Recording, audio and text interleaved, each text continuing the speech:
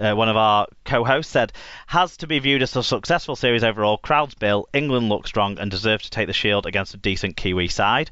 Rugby League in America podcast, our friend Nate from over there in the States, said, I think it's been an excellent international window. England showed that they'll be tough to knock off at home in a few years for the 2021 Rugby League World Cup.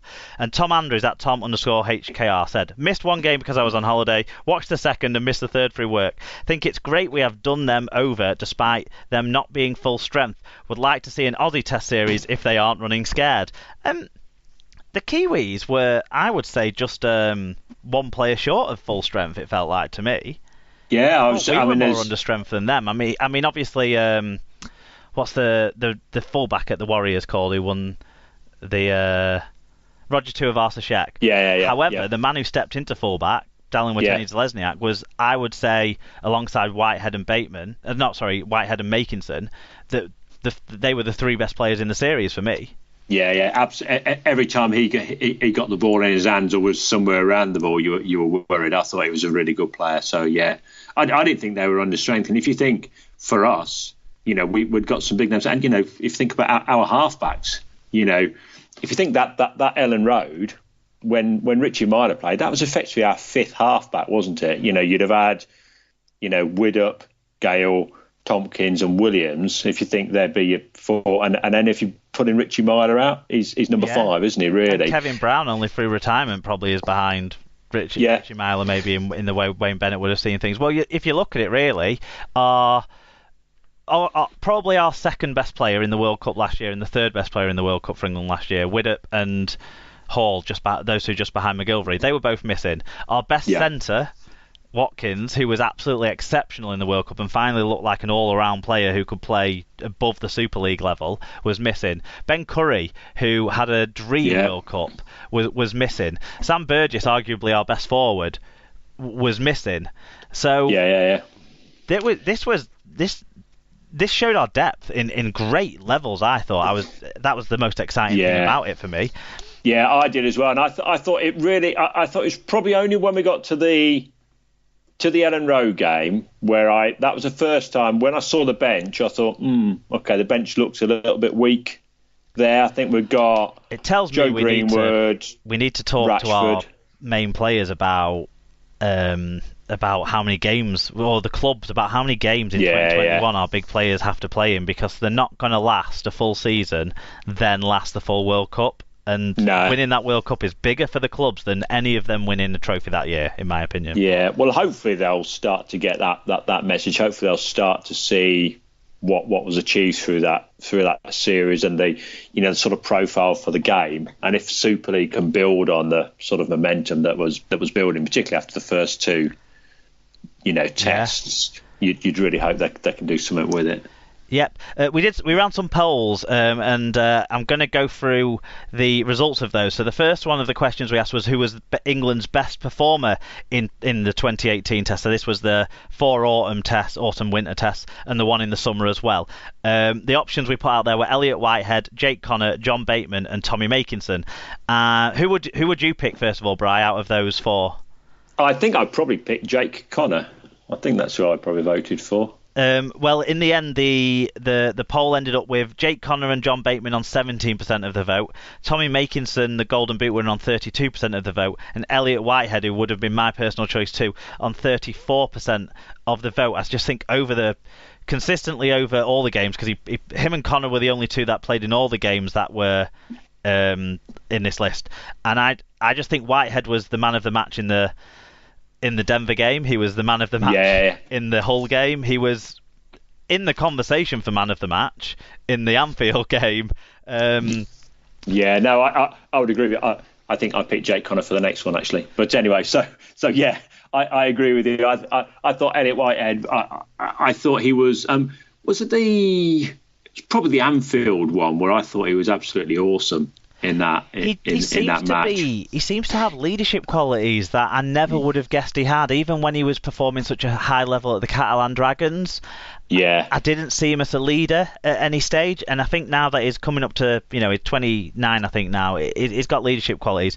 The second poll was the best debutant performance in 2018. So this was a player in their first game. So we picked out Connor versus New Zealand in Denver.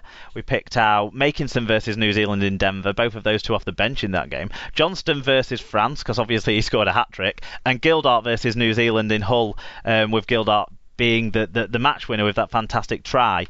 The results came in as 53% went for Connor in Denver. That match winning, the man of the match performance he put in there, arguably off the bench with the very exciting play they did. Gildart got 23% of the vote, and then Johnson with 12 and Makinson with 11. So you were at Denver. Do you want to talk to us a little bit about Connor's performance in that game?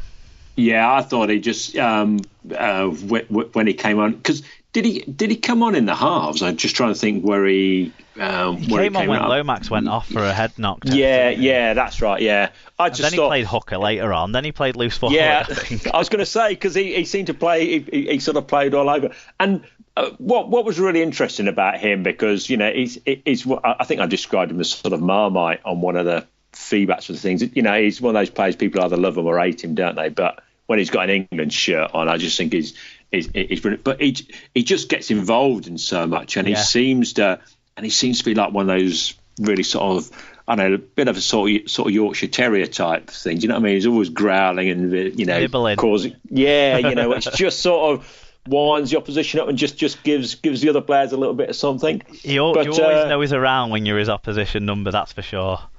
Yeah, and there were lots of things he was doing in this Test series as well, wasn't it? Where he was always there, just on the edges of things, just sort of stirring it up a little bit, which is great. You need a few bit of sort of some mongrels in your team, really. So yeah, and I thought for him to go into that match in Denver and to then play such an important role. He also scored a try, I think, didn't he, in Denver? Scored and set up scores before the sort of around the half-time mark. He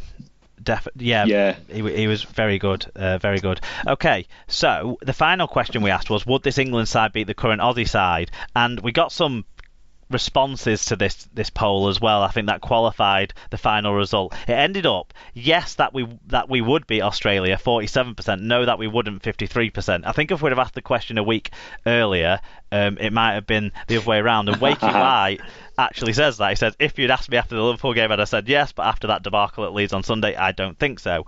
Steve Morgan at Steve Rhino 1988 said, that side would have lost 2-1 to Oz. Be interesting to see what happens in 2020, particularly if we have Widdop leading us around the park and 2 more years of experience for this year's debutants. The Aussie spine isn't to be feared anymore, which is a crucial point. We won't be running scared next time we play them. Neil McEwen said, not the third Test team, Myler not international level.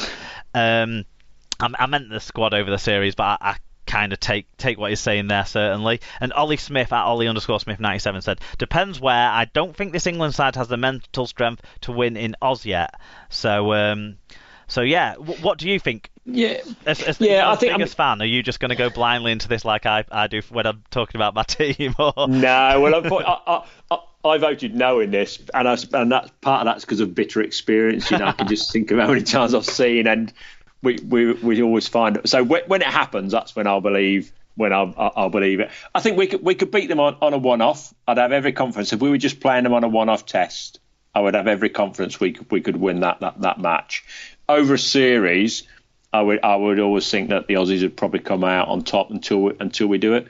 But I also don't think there's much difference between whether we played them here or down there, because down there I think they form that bond. They're in camp. They're away from everything. Do you know what I mean? So I think there's some stuff done a really good job of that wherever they've been. He's got the group together. He's removed this any kind of split between the different clubs and that sort of stuff. I think Steve McNamara did that, actually. Yeah, that's a fair point. McNamara did definitely start the ball rolling on that. One of the...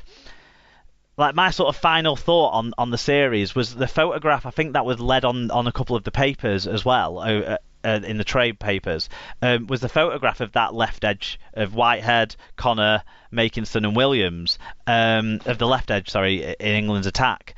And just those four together. And all of those people come from a different place, Yeah. Different place completely, and yet they were really gelled together and understood each other's game, backed each other up. If Connor or someone missed a tackle, Williams was there and didn't miss the next tackle, and vice versa. So I think that just showed where we've got to as a squad. So I agree with you. It doesn't matter where, but I'd say yes. I think we could beat them right now. I think now's the time to capitalise if possible. Yeah. But we're not going to play them for 2 years. No, unfortunately, it'll be 2020 when we play them, and we'll see. No doubt, one of their blokes will have turned into the next. Exactly. They'll have someone super, won't they? New Johns in the halves. Okay. But then so will ours. Ours will have got better. You know, Bateman's going to go.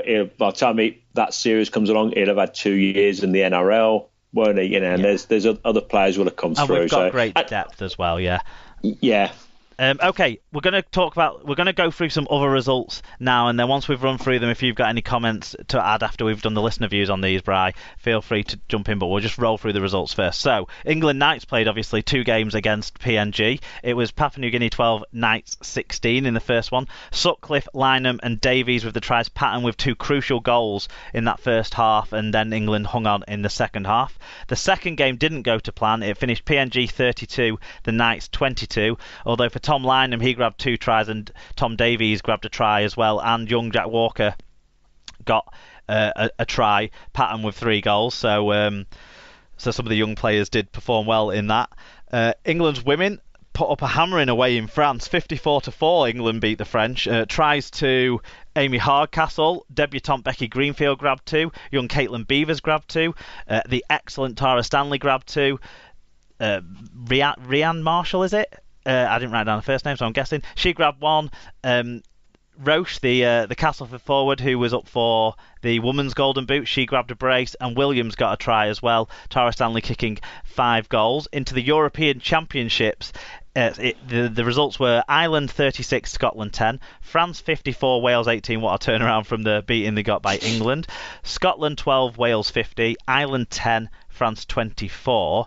At that stage, we knew France had qualified for the next World Cup. Then the final round of fixtures was France 28, Scotland 10, and Wales 40, Ireland 8 in the crucial crunch decider between those two sides. All that means that France win the 2018 European Championship. Wales join them in winning a place in the 2021 World Cup. Ireland and Scotland move on to the next phase of qualification competitions against the lesser European nations in 2019. There were some random test matches around the world as well as we've been going on. Australia 34, Tonga 16 was a game that was played at the start of the England international season as well. El Salvador 48, Colombia 10 as rugby league spreads its wings in South America. Sweden 6, Norway 46, and I don't even know how to pronounce this country. Nui, I think, isn't it? 32, Italy 36 in a close, exciting one there. The Americas qualifiers have kicked off, and this is the thing that the one thing that's remaining in this international series season actually. But in the semi-finals, Jamaica beat Canada 38-8, and then USA beat Chile 62-0. That means that Jamaica and USA will play off for the pathway straight into the World Cup in 2021. The loser of that game will get to play in a world qualification group, I think, next year to decide if they can also make it through. So good luck to those two sides. We had some views in on the wider international world. Mark Butler, who is a Welsh fan, he said, a tip of the hat to Uncle Two Skulls in the Wales camp. Last year's World Cup was hard work, but this year's Wales team has improved week on week, grimly hanging on against France to try and keep the score down, overturning a half-time deficit to handsomely win against Scotland, and then not giving Ireland a sniff in the qualification decider.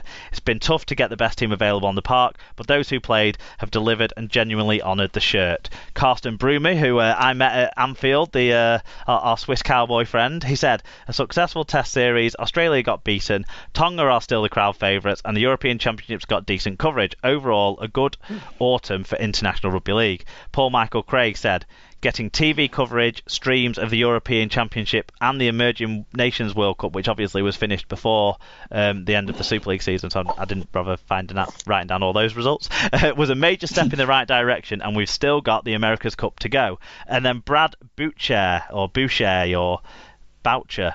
We'll go Boucher. At We Play League is his Twitter handle. He said, a great season in regards to international teams building a higher profile and winning public respect. New Zealand got their pride back by beating Oz and a big win over England. England got their spotlight with each crowd increasing significantly over their series. Tonga gave international rugby league a carnival atmosphere and showed they are a future force in our game. Did you catch any of the other games, Brad? Do you have any quick views to share on anything else that went on in this international window? Yeah, I saw several of the European Championships ones. I thought it was great they were streamed. I think Paul's right, absolutely getting those